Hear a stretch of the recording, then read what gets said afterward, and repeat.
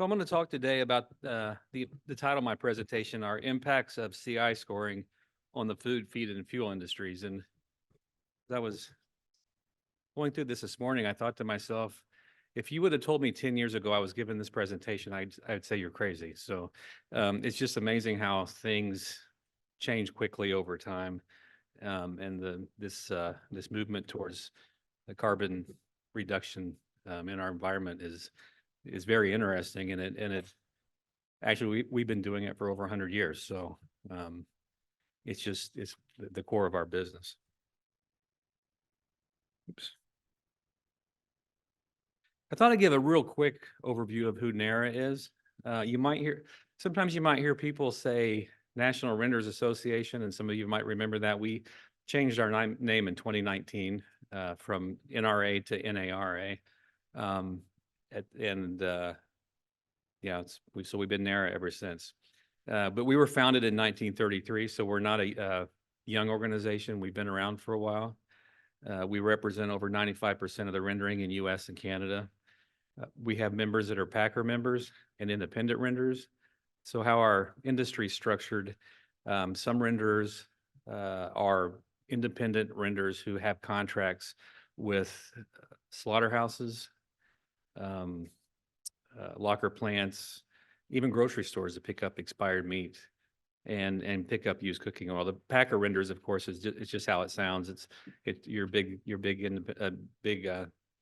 slaughterhouses that have rendering plants on site, so they have captive supply of raw material. We're headquartered in Alexandria, Virginia. We have offices in Hong Kong and Mexico City, and have since the late 1950s, 1960s. And then we have market consultants around the world to help us. This is a brief outline of my presentation. To start with, we're going to go through why are we talking about carbon intensity, what are we doing, impacts of what's going on, and a quick outlook. So for the why, the presentation is going to be slanted towards the biofuel at the beginning, and mainly because if we're looking at impacts of carbon intensity scoring, that's the industry that has really is really developed, and not as much on the feed side as of today.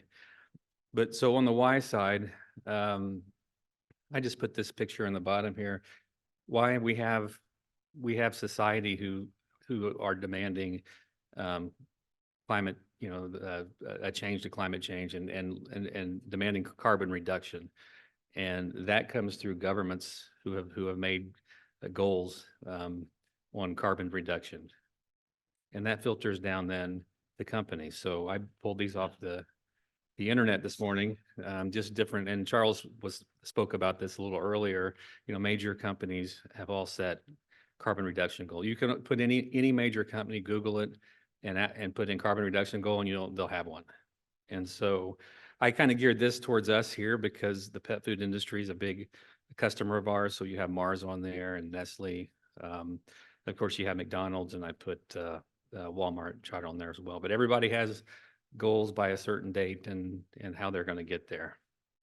At the same time, the airline industry also has carbon reduction goals, and so these are just a few there. And if you've probably heard of sustainable aviation fuel, or SAF, the market is just developing. So that's the why, and this is the what is being done part. Again, this part's going to focus on biofuel because more has been done on the biofuel sector in regards to life cycle analysis and carbon footprint than on the feed side. So in the U.S., we have every country with the biofuel program has or biofuel industry has a program that's ran by the country. In the U.S., we have the Renewable Fuel Standard, which is federal, and then we have state standards and the low carbon fuel standards, the big one in the U.S., which is out of California. Just to explain the differences in those two standards, the Renewable Fuel Standard, again, it's a U.S. standard, and it sets fuel volumes based on biomass-based diesel must show a 50% reduction in greenhouse gas as compared to petroleum diesel. So the key here is the RFS sets volumes. The LCFS in California sets carbon volumes, not fuel volume. So they look at carbon and are reducing carbon, and their incentives are based on carbon reduction. And I'll go through that a little later here. We also have a blender's tax credit that came through the Inflation Reduction Act, which is $1 a gallon blender's credit. In 2025 to 27, that tax credit changes from just a flat credit to based on your carbon intensity. That's why I put this in here. So the federal government program is looking at carbon intensity as well, aside from just a fuel volume. And this is a 2022 view of feedstocks going into biofuel, and animal fats or low carbon intensity fats around 12%, used cooking oils 18%, and DCO of 14% is also a low carbon intensity feedstock, and that's distillers corn oil. So ethanol production has a distillers corn oil as a byproduct, and they get as a byproduct, get a low score. And a quick look at the LCF. So the West Coast now refers to themselves as the Clean Fuel Coast. Those are the LCFS states. There's other states looking at adopting a low carbon fuel standard. And what the Californians have done, they've set a goal to reduce their carbon intensity by 20% by 2030. And they have mapped it out year by year. And the green line here is where the actual, and the black line is the goal. So you can see they've actually pushed their actual down below their goals, which is quite good. And that market has become a very large market for rendered fats and oils, again, DCO and UCO. And Charles had this up in his presentation as well. CARB, California Air Resources Board, has all their data online. So for geeks like me that like to do data stuff, it's all on their spreadsheets, and it shows by plant life cycle analysis and what the carbon intensity scores are. This is a few years old. These things can change because companies can do new life cycle assessments to lower their scores. But this is just to show rendered fats and UCO are amongst the lowest. And see if I can hit this. Down here, Charles talked about fat going, or tallow and UCO going to Singapore, being turned into diesel and sent back to the US. And this is the score, even with all that transportation, which to me is a testament of how we transport goods around the world, right? I mean, you put 60,000 tons in a vessel, your per unit cost on transportation is lower. And so what we see, this is a renewable diesel, or it's basically what EPA calls biomass-based diesel production in the US. This is renewable diesel and biodiesel production. The bottom blue is biodiesel production, and the orange is renewable diesel. So renewable diesel is a newer technology. The finished product is drop-in, so it meets the standard for diesel, chemically the same as diesel. Biodiesel meets a different specification. And the renewable diesel plants are huge. And so we're seeing the expansion on the renewable diesel side. And I put SAF in there. It's still so low, it doesn't really show up, but it's about 80,000 tons of production last year. This is in metric tons. And I put this up just to show some perspective and why we're where we're at. When the biofuel drive started way back in, it was a long time ago, 2005 or 6 or something like that, it was more because we had a glut of fat. And it was promoted by the soybean industry. And this just shows over time. If you go back to 1961, really tallow was one of the biggest produced fats in the world. And we've just stayed flat. I mean, we can't ramp up or ramp down production. We're tied to slaughter. So however many animals are slaughtered, that's going to be our production. But if you look at palm oil and soybean oil, I mean, that's quite dramatic growth over time. That's a lot of fat and oil on the global market. And one of the reasons why biofuel started, but that's changed over time, the reason. So what's being done? And these were, Charles had these slides too, so I'll go on pretty quickly, but back in around 2012, we started doing some work on our sustainability, because we realized by our very nature, we're sustainable, but we can't just say that, right? I mean, you have to have some kind of numbers to go with it. So We put some, we did some research. We came up with these. I'm not going to go through these again because Charles went through them, but you know, if rendering didn't exist, landfills would be full in 4 years and things like that. And as Charles said, we recycle a lot of water.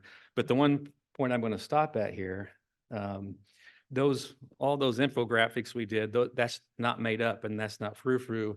We actually had peer-reviewed journal or peer-reviewed research where all of that data came from. And that peer-reviewed research is here starting in 2012. So in 2012, we were ahead of the game when it comes to talking about sustainability. We're a little behind now, I think. And we have two research arms, the Fats and Proteins Research Foundation, which started in 1960. We have over 600 projects through that organization. That organization did work to get our fats approved through EPA to burn our boilers. So way before biofuel and all that, we were powering our plants with our yellow grease and tallow when the fuel prices were high. And the fat prices were low. And there was a real resistance to that because the traditional renders would say, I'm not going to burn my, that's my product. I'm not going to burn it. But economics played a different role. And many of them did that many years ago. We in 2006, I think it was, we approached Clemson University and we started an animal co-products research and education center. And we're doing ongoing research there. One interesting project that's successful and it's actually being used right now, we're taking feather mill and putting it in Superfund sites to get toxic substances out of Superfund sites. And for us, it's not like we're going to sell a lot of feather meal for that, but it's a noble cause and good for for public relations to show that our products can do those things. So what's next?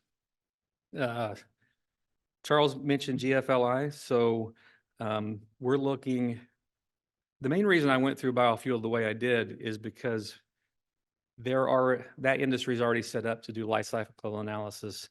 It's a functioning industry. Granted, it's government supported, but we see the future as that type of a model going into livestock feed and pet food, because all those companies that have all those goals have to get to those goals somehow, unless they're just going to act like they never made the goals.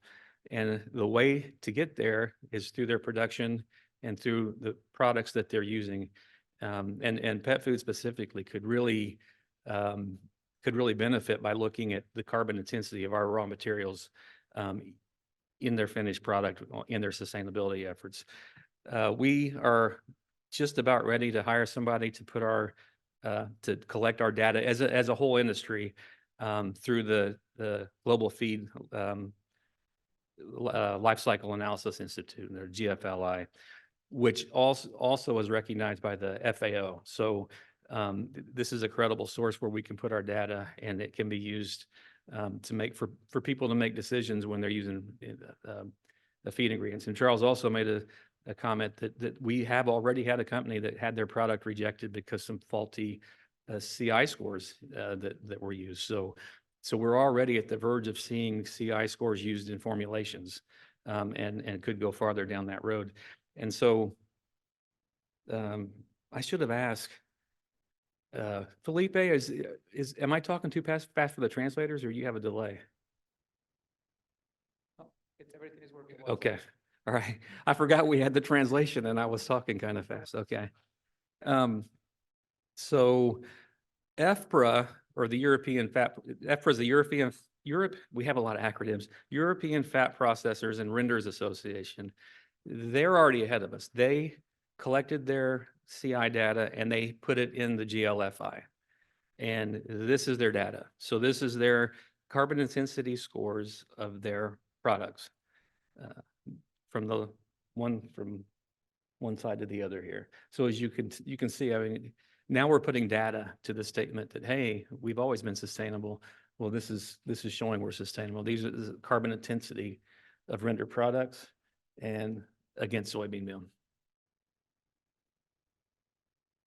And this is their fat. So this is rendered fat here, palm oil, palm kernel oil, palm oil, soybean oil, and rapeseed oil. So this is our intention, is to get US data into this system as well. And so I'm going to shift now to what the everything that I just talked about before on the biofuel side and on the feed side, what's the impact? Well, on the feed side, there's not much impact right now because we're farther behind. However, on the biofuel side, we're seeing increased demand of fats and oils. We're also seeing, because of that, soybean crush facilities are being put in for the oil now, not the meal. And there's different projections out there, but from what I've seen, most people agree that there's going to be about a 25% increase in the soy crush capacity in the US in the next few years. And that equals 600 million bushels. And I grew up on a farm, but still, to me, a bushel, I can't quantify that. So I put it in an Excel spreadsheet, translated all this stuff over, I think in metric tons myself. So if you look at 1 bushel of soybeans, most of that soybean is meal, 48 pounds, 11 pounds of oil. So you see where I'm going here. We're going to have a lot of protein on the market as this expansion takes place. And if you convert bushels to metric tons, that's 13 million metric tons of soybean meal. And what that means, more supply, and you're going to see protein prices struggling. The other thing we've seen with the biofuel, new biofuel demand, is just a shift in trade patterns. And this is a graph I put together just to show we're shipping UCO to Singapore and fuel back to the US. We have tallow going from Australia to Singapore. We now have tallow coming from Australia to the US. Again, impact on markets. We traditionally exported over 1 million tons of tallow. We had to export tallow. We didn't have enough market in the US. And this goes back to 2000, I believe. Yeah. And the first red line, I was talking about the government programs earlier, is that's when the RFS was instituted in 2007 for biomass-based diesel. And so you look at the blue line, which is exports, you didn't see much change because that render products didn't have an edge in that program because it was just a fuel volume program.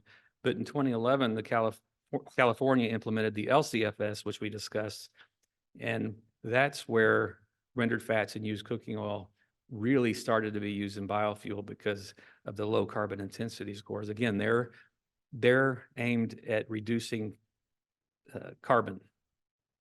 And so there you see the blue bar go down, that's exports, and we're now a net import. 2021 was the first year that we've ever been a net importer of tallow.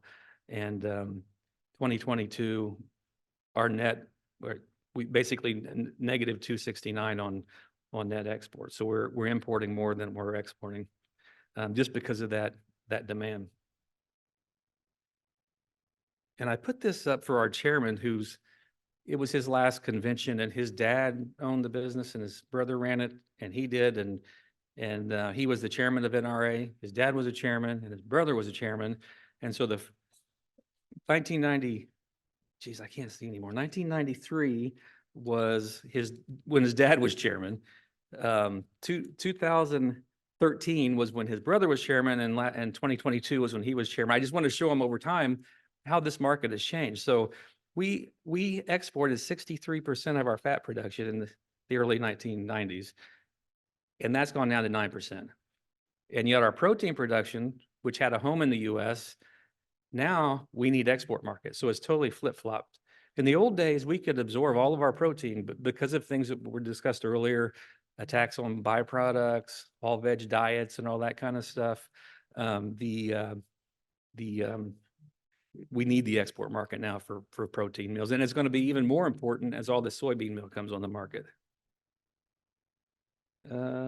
This is going back on the import side, this is to show what's happened because of our biofuel program. And last year, that's a forecast. I think it's going to be higher than that, but we're over 1 million metric tons of used cooking oil coming into this country for biofuel.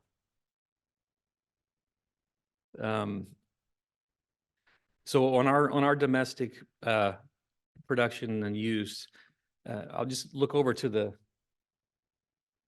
right on this chart, looking at how much of our product is going into biofuel. And Charles had this one, but this one's a little more updated because things change over time. About 7% of poultry fats going to biofuel, 34% of tallow, and 33% of white grease. And that's supply wise. So there's still a lot of product open in the market for other uses. Finally, why rendered fats for bio-based diesel? And I've given this another presentation. Sometimes it's good to know a history of things. I'm kind of a history buff too, so that's part of it. But in the 1960s, we were booted out of laundry soaps, and that was our major market, laundry soaps for our fat. And prices shot down to 5 cents a pound or something. And that's when NARA started working with the U.S. Department of Foreign Ag Service to develop export markets. And that's where we developed export markets because we lost our market in the U.S. In 1990, for any of you here that is or old as I am and remember McDonald's French fries before 1990, they were a heck of a lot better. They fried them in tallow. And in 1990, they finally booted tallow out due to some pressure from some activists. And if you want to learn about that, there's a podcast called McDonald's Broke My Heart. And it's an entertaining broadcast on how that all developed. I just, in my mind, thought, well, McDonald's just kicked the tallow out one day, but no, they were being attacked big time. And their sales went down to the French fries. In the 2000s, this was discussed earlier, companies started villainizing animal byproducts. Some companies, even on the bag of their products, would say no animal byproducts. Those were our customers, right? They're supposed to be. And then you get into a whole argument over what's a byproduct and then there's lawsuits over the whole thing. In 2003, we had BSE and all of our markets shut. Even our poultry-based markets shut down, pork markets shut down. And as shown in that slide earlier with the alternative lipids from 1961, where we've seen the global market flooded with animal fat. So all I'm saying is for our fat, on the fat side, we've seen evolving markets forever and lost markets and new markets. And biofuel is a good fit because of our carbon intensity score. It's being rewarded for that. And so the final points, low CI feedstocks equals opportunity, whether it's in the feed, pet food, aqua feed, or biofuel sector. Rendered fats and UCO could help meet those carbon reduction demands that were mentioned earlier. The biofuel market shows a precedent on how products can be looked at and scored on their carbon intensity. One point I'll make there is that the goalposts are always moving. The rules are always moving. I mean, there's always debate over what life cycle analysis should be used. GREET or there's another 2 or 3 others, and so we always need to pay attention where the rules are. Increased crush capacity. We're going to see lower priced proteins in the next year, 2, 3, because of all the soybean meal coming on the market. Another interesting part is if you think about it, the soybean industry exported all these soybeans to China, who crushes soybeans into meal and oil and use them domestically. That pattern could change. We could see, some people say we'll still export soybeans to China. I don't know if we will or not, but that whole dynamic could change. We're going to be producing more oil and meal in the U.S. Of course, there's home for the oil. The meal is going to be downward pressure on the prices. And then finally, rendering industries, we're essential providers of low CI ingredients for food, feed, fuel, and oleochemical producers. And we always have been. It's the core of our industry. Thank you.